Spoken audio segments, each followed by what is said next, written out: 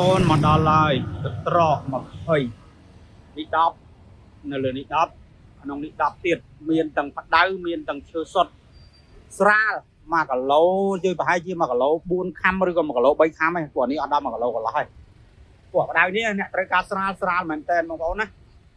មួយឈុតនេះ95បងប្អូនណាថ្មីកុំនិយាយថាខ្លាញ់គោគេជេរទៀតឡោះ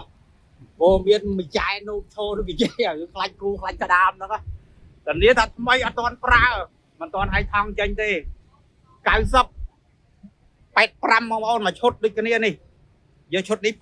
85ឈុតនេះ95អ្នកដែលស្រឡាញ់តាក់តងមកមានមិនច្រើនទេកត្រកនេះ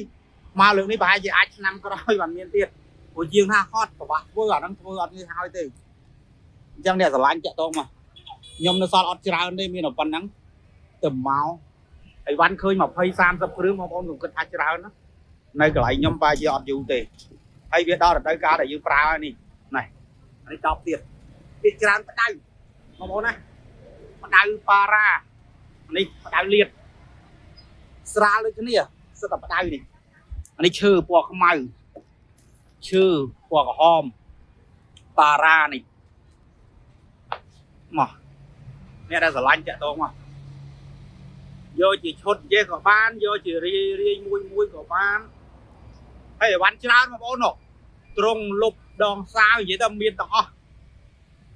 អានេះខ្ញុំផុសពេលព្រឹកមួយសិនអីវ៉ាន់ទៅចូលតិចទៀតខ្ញុំធ្វើវីដេអូជាមួយអីវ៉ាន់ច្រើន